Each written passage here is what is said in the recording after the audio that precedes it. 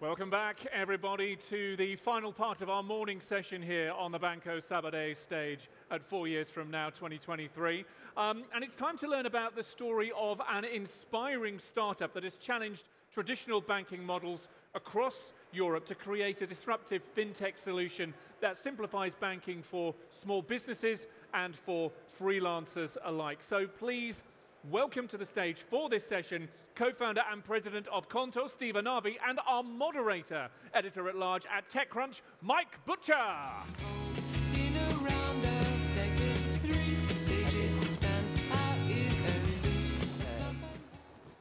Hello, everybody. I think this is on. So my name is Mike Butcher. I'm a journalist with TechCrunch. I'm the editor-at-large. I'm based in London and seat C of economy class. It's my pleasure today to interview Steve from Qonto. For those of you who don't know, Qonto is a challenger neobank based out of France, but is expanding rapidly across Europe. And it's in this very interesting niche, which is very large, of course, aimed at small businesses. And what I think is really interesting is how you realize that small businesses were being underserved by traditional banks. But Steve, first of all, let's just tell us a little bit of the story about how you came up with the whole idea. So you want a long story? Well, go ahead. So here it is. Yeah. So essentially 10 years ago, as I was working for Groupon, the back then very famous e-commerce company, I got very, very excited about tech. I wanted to build my own company, and I bumped into a longtime friend, Alexandre Pro, my business co-founder, and we decided to partner to build a company. And back in the days, it was not Qonto, it was called Smokayo. It was the first electronic cigarette. IoT was a big thing back in the days, and luckily the company was acquired just a few years after we started. But we didn't want to stay where we were at, so we very much wanted to kind of go on a massive market, huge pain, with clear customer value to create. And at the time, we were entrepreneur with this first company. We realized, actually, we were never really happy about the service we would get from the finance partner we had back in the days. And so the idea of Qonto very much starts with a personal pain. And we said, OK, let's build something for entrepreneurs by entrepreneurs. And that's how the idea of Qonto was born. OK? Killer product. So pretty much you can do anything you want from the app, transfer money, generate invoices, manage your expenses, and so on, simplify bookkeeping. But most importantly is stellar support. Because when you think about it, you walk in the entrepreneur's shoes, you realize that entrepreneurs take care of their banking and their finance when they don't do business development. And business development they do during weekdays when other people work. They want to take care of the admin pretty much late at the end of the day or during weekends. And so we started to have a customer support that was operating 7 days a week. Now it's 24/7 in France, 7 days a week in Spain. We're trying to extend that. And the last piece was a readable pricing, because we still remembered that at the end of each quarter, and even worse, at the end of the year, we would receive these dozens of pages of fees we would pay without noticing. And I'm not talking about euros, I'm talking about thousands of euros for transferring money. And so essentially it started from there. I see. And long story you asked for. Go, we've got a whole half hour. And so we felt, back in the days, I remember it was 2016, I was part of a Facebook group called the French Startupper. It's pretty much... I think I'm on that one. You know this one? Yeah. OK. And so every damn day, people was complaining, hey, do you have a bank? Do you have a finance service that you recommend? I'm really unhappy with XYZ. And so digging a little further, we realized that the Net Promoter Score, which is a great proxy for customer satisfaction, in Europe was negative. OK, so customer satisfaction of finance services for SMEs were negative in 2016. So we were not alone. And digging further, we realized it was a €100 billion market, just in Europe. So we call that a business opportunity, and that's why we decided to make our frustration a big business. Let's do an audience survey. How many people here Put your hand up if you are satisfied with your business bank. Oh my goodness. I am. Has I am anybody actually. Nobody put their hand up. Oh, one person. Goodness me. That's okay. Put your hand up if you're dissatisfied with your business bank. That should be virtually everybody. Yes, mostly. Well, that's interesting. I mean, there are other challenger banks, so you're not alone in this market. In the UK, we have Tide, for instance, and they came along to solve this small business banking problem. How would you characterize what you're doing versus competitors in this space like Tide? So, about competition, there are many entrepreneurs that are scared about it. For me, it's always a good sign. For real, it means there is a true business and so on and so on. Tide is in the UK where we don't operate. It's not linked to the fact that Tide is there, of course. We're very much focused at the moment on continental Europe, and more specifically on Eurozone. But I would say we have a wide variety of cousins, finance, fintech cousins, starting with the incumbents, okay? They still own the largest market share of clients, of SMEs, 25 million SMEs in Europe, so it's a lot. And as I see, they're still very much present. What we're trying to do is to offer an alternative to that, not only with the Pro account, which was definitely the point of entry for attracting the first clients, and still today. But what we're doing right now is that we're layering all things finance around the business account. So it ranges literally from invoice management to spend and expense management to prepping bookkeeping. So think about Google Workspace for finance, you know? One-stop shop to run finance efficiently, because entrepreneurs ask for only one thing, not to take care of the admin and take care of what matters the most to them, which is running their business. And doing the admin doesn't create any customer value, as we know. So we want to kind of shorten a lot the lead time, the time they spend on running those stuff, and one-stop shop, everything under one roof makes a lot of sense. When we don't do that, we of course have APIs, so we're super integrated, which makes their lives easier. So you work with other startups to integrate other services? Yeah, exactly. Very recently, we launched actually what we call the financing hub. So we partner, it's still beta in France, so we partner with 4 financing fintech. We had this idea that we don't want to lend money more than banks do, because, well, if they don't do it in the first place, it's probably because those clients are more likely to have issues reimbursing. But the lead time, the time to get a loan with a traditional player is weeks. It's 40 days, sorry. So it's more than a month. And so partnering with those guys, leveraging single sign up, leveraging API, we can do, you know, like a few minutes to get the loan on the account. And so we try to push the boundaries in that sense. You're trying to shrink this time that exactly. the businesses have to spend on your service.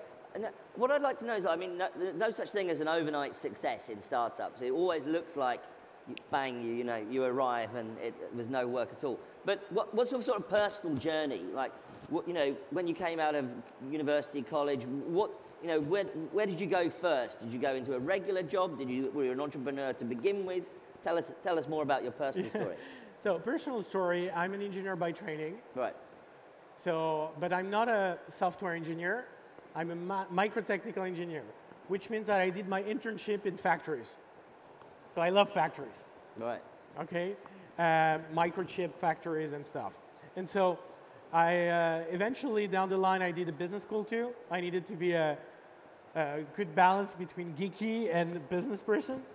I started my career as a consultant on risk management.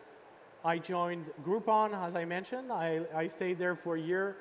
And that's very much, I saw... What was your Groupon experience like? That was quite a crazy startup for a bit, wasn't it? Yeah, I was there so I met the guys that hired me in 2011 as I was doing my business school, my MBA. and I was passing interviews, and I really fell in love with the team, with the management team.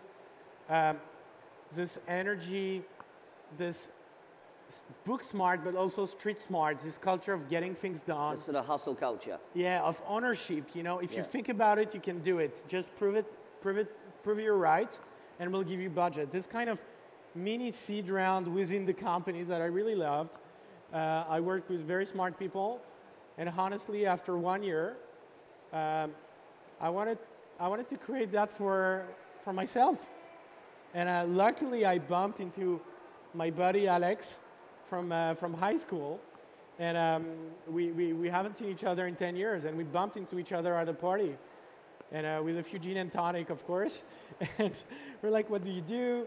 And so far, so on. Okay, let's partner and figure out whether we want to work together. And that's how we started. And as good former consultants, we built pipelines and stuff like that. I think we got along really well because on the macro goals, on both personal goals, but also business goals, we were quite aligned. We have very different personalities. We're like yin-yang, you know, but it works really well together. And we complement very much on a personal level rather than skills level, I would say, even though we have specialized. Would you say it's important, when, you know, for people watching and listening here in the audience, would you say as a startup journey, as an entrepreneurial journey, how important do you feel that it is to have someone that complements you as an entrepreneur, as a co-founder? You know, what sort of things, you know, what makes your relationship work as a co-founder, for instance? I think we have very similar values when we define the Qonto's values. So your values are similar? Very similar. But your skills are different, I guess. Skills are different and personality. Right. So I would be more of a bottom-up, detailed-oriented to the big picture. It would be rather big picture to the details. Are you introvert or extrovert? Yeah, I'm introvert, of course. You're an introvert? But okay. I'm 53% introvert. So. 53, right. So I'm compatible with extroverts. Okay. And do you think that so that the values are important? You're going in the same direction, but you have different skill sets and different personalities. Very much. When we brainstormed, we didn't have our first idea, but we were sitting together every day. We were very much testing also our ability to work both really hard, because sometimes, you know, you have an imbalance. Someone wants a lifestyle entrepreneurship journey when the other one wants an actual job. That, you know, taking risks, taking loans. I was still reimbursing my loan, actually. My MBA loan when I started the first company. So it was serious for him too. So aligning all those things, having a natural operating system to take decisions, accepting that fighting is a skill. It's by fighting that you crack the hard points, the trade-offs. You know, too polished relationship, always suspicious for me. Really good emotional partner, like work wife in our case, like we're very much supporting each other. When someone is down, the other one is like, okay, don't worry, we're gonna get this done, and so on. Lift each other up. Exactly, and I think at the end of the day, this is it. And if you have this positive reinforcement as a team, it creates kind of everything is possible. If we don't know how to do something, we'll learn it. Neither of us were from a banking background, so. Right. But you're attacking the very traditional banking sector. Well, let's talk a little bit about what you've done more recently. So last year, Qonto raised $552 million Series D round from Tiger Global and TCV, and that supposedly that gave you a valuation then last year of $5 billion. Is that correct? Has that gone up or down right now? Now you say it, it seems really big, but yes, that's correct. And would you confirm the $5 billion valuation? Of course. Oh, interesting. let's write that one. But that's obviously one of the largest rounds in the French tech ecosystem. And that was from Tiger Global. Now let's right now it's where are we? You know, early first quarter of 2023. There's startups and big corporates are laying people off. Have you had to fire anybody in your company? Have you had to cut costs for the recession or anything like that? So the short answer is no, but I'll kind of give you more background to that. Go ahead. I think we got lucky with the timing. Honestly, we raised a lot of money at a time, let's say the market was really hot. And at a stage, Qonto was very much on a accelerating phase, which is still the case today, but unit economics, so all the metrics VCs want to see stellar, were stellar when we raised our round. And so we got this kind of taken off from our mind, which means we are entirely focused on making Qonto a huge success, investing, and so forth and so on. I think culturally, we're not kind of the type of companies I'd like to waste. When we do we do things, we do new projects, we kind of like to see them as investments, honestly. So, yeah, we've always looked, I think from year one, we've been always looking at revenue as the #1 metric in the company and not number of users. We try to avoid those vanity metrics very much since day one. So I think that's where we are. We're still very much in a revenue growth phase, okay? Globally, like because we're present in 4 markets, France, Italy, Germany, and of course Spain. I see the team here actually with the sweaters, nice sweaters. And we want that, you know, very steady locally in our markets too. But so you haven't had to make cutbacks? No, so for post Series D, we introduced a new, let's say, goal for the company, which is to pave the way towards profitability. And essentially profitability, if you think about it early, means you don't have to decrease the cost. You just design the company so revenues are generated faster than you spend money. Right. And this is exactly what we've been trying to do for the last year. And how are you getting on that? How are you doing? It's going well. So we're anticipating to be profitable by 2025, probably a lot sooner in France, okay?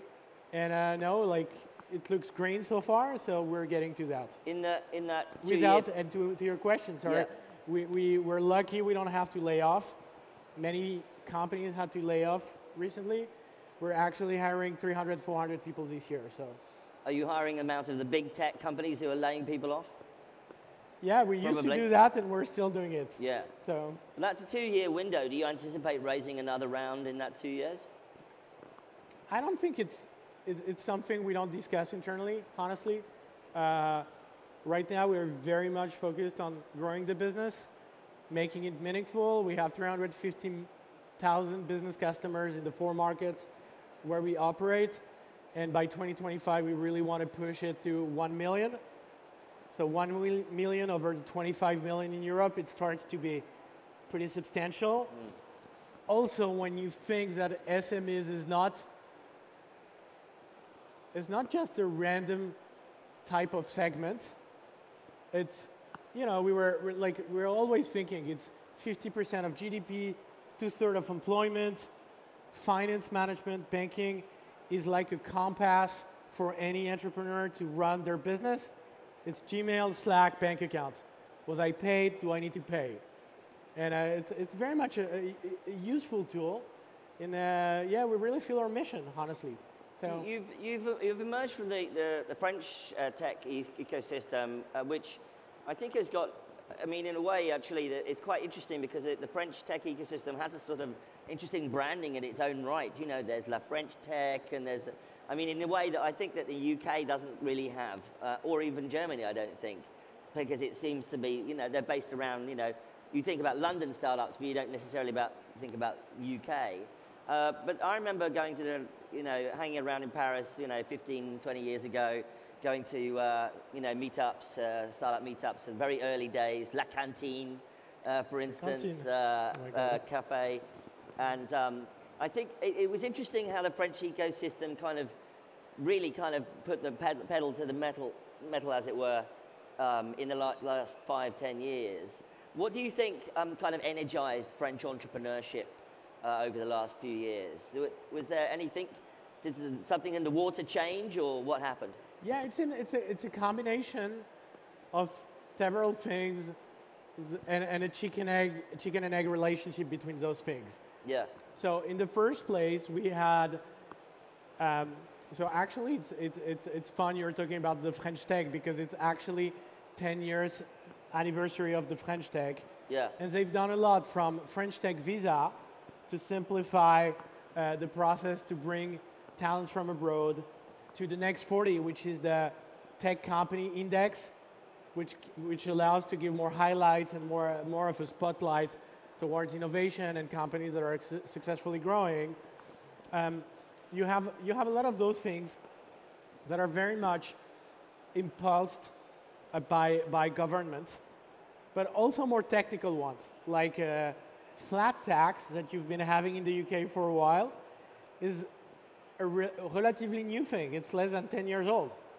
So, and it's simplifying how employees appreciate stock options and stocks because the tax calculation is a lot simpler, makes it good. So this is like kind of the framework and the government pushing towards it. And I think it's very much back to the roots of what France is. At the end of the day, entrepreneur is a French word, but we kind of lost our way, you know, like we're French, so we lost our way. And eventually we're just going back to our roots, I would say. The second piece, which is part of this positive circle, is that we are benefiting from the generation of very good tech and engineering school in France, you know, training really good engineers that went in the Silicon Valley, that now see Europe a lot more attractive, a lot more international. You know, at Qonto, we have 60 nationalities. That was something I couldn't have told you probably 10 years ago. So because we tracked. And so there is this kind of migration of some Frenchies coming back, or Europe guys coming back to Europe to replicate a bit what they've been exposed to 10 years ago in the Silicon Valley. And I think as part of this positive circle, there are a few companies, hopefully including Qonto, or the Next 40s that I mentioned before, that are kind of breaking the ceiling glass, you know, like kind of showing that it's possible actually to be ambitious, to look at it big, to look at Europe not as a federal country, but as at least a big playground where it's possible to build successful businesses. So yeah, I think we've never been in a better position in France to welcome innovation. Yeah. Right. Yeah. Definitely. Would you say that Macron has had to play the part in that? Yeah. I think it's his guilty pleasure. Last week I was actually at the Palace, Élysée Palace, for the Next 40 promotion of 2023. As Qonto is part of the Next 40, this index, and he was on stage, and you could see that his guilty pleasure. He really he thrived from entrepreneurship, new pockets of values that are unlocked. At the end of the day, he was Ministry of the Economy before being president. This is what I think he's a natural for. So I'm going to refrain from commenting on my own government at this point in time. You're also an angel investor. You've done a few angel, not a prolific necessarily, but you have done a few angel investors. What sort of philosophy or how do you approach doing investing, personal investing as an angel now and again? So I think I wouldn't have the pretension, as you said it, and you framed it as being a very cherry picking, doing my DD, spending hours a week trying to figure out. I would say I'm more of an opportunistic kind of investor. It's usually friends of friends, very smart, huge market, great team, that I think I could have value if I'm part of the cap table. And those guys see it too. And so I'm happy to join the journey. The second type I would do is more mission-driven kind of companies. I recently invested in this fund called Sista Fund. Sista was originally an initiative to promote women in tech. And the fund is essentially a fund that has been built to back women in tech. And honestly, it's a bit like Qonto. Back in the days, I was like, how can it be possible to not have a finance solution that is really badass for entrepreneurs? We're in 2016, 2017, and it's still the middle age. It's the same with their codes. You know, how can we be in 2023 and there is a need of building a fund to make a statement. And this is kind of the stuff I get passionate about. So, but of course, I'm working 70, 80 hours on Qonto, and I'm really happy with that. So the best I can do is investing and supporting and talking about them on stage today. Right. Yeah. And I guess, promoting their work. You know, Qonto is part of this sort of new wave of fintech that's happened in the last sort of 5-6 years, roughly. But fintech is now very broad. There's insurtech, there's tech for legals, there's banking, neo-banking.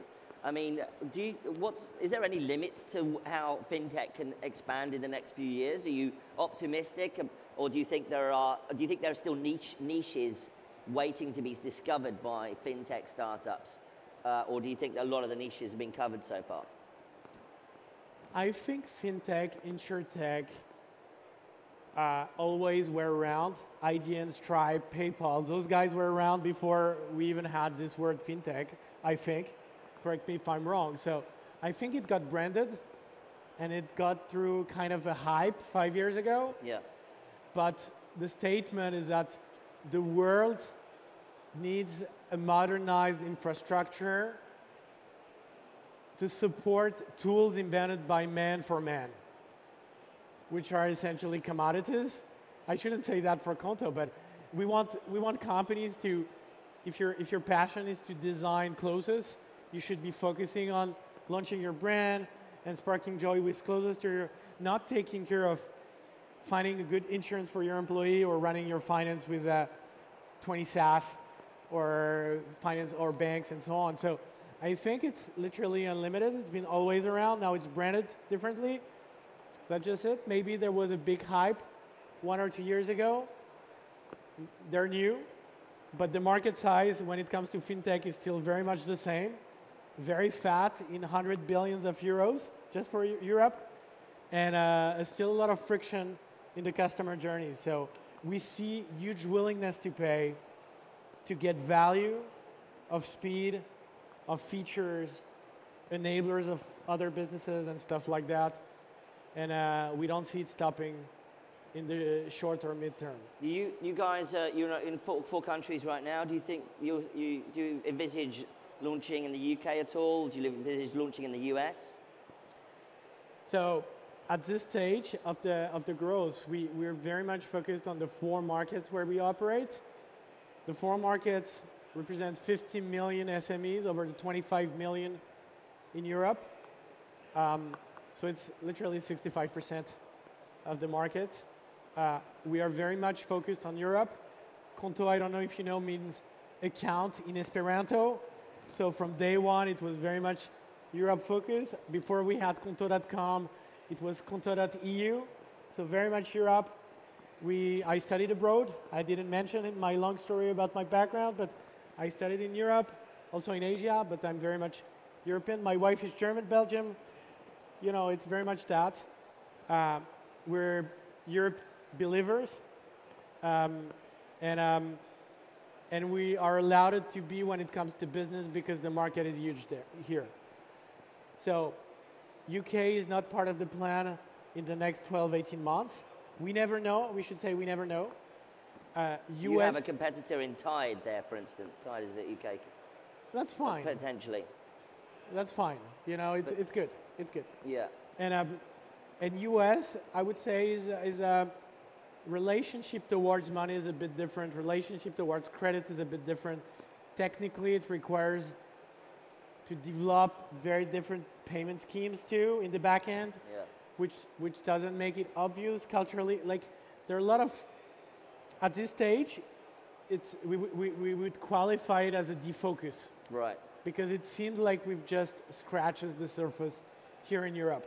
What, in our closing seconds, we've got about a minute left, what would be the top piece of advice or first and second piece of advice you would give to entrepreneurs, out there right now in 2023? We've got a war in Europe, brutal invasion of Ukraine by Russia. We've got difficult times ahead. There's still a lot of uncertainty. We've got the climate crisis to deal with. What sort of pieces of advice would you give to entrepreneurs right now over the next couple of years to weather those storms? There are, of course, Do you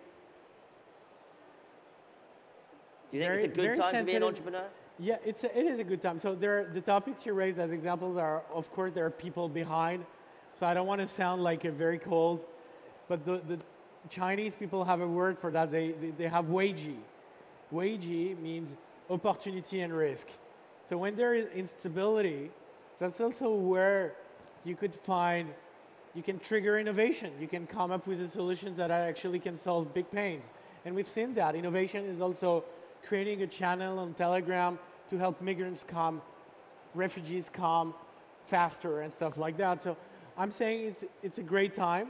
And the last piece of advice is don't do slides. Just get to work and talk to customers. This is don't the do most slides. Important. Yeah. Well, I'm a fan of that. I hate looking at slides. Well, Steve Anavi from Qonto, it's been fascinating to talk with you. Thank you so much. My name is Mike Butcher from TechCrunch, and enjoy 4 years from now, everybody. Have a good time. Thank you. Cheers. Thank you. Thank you.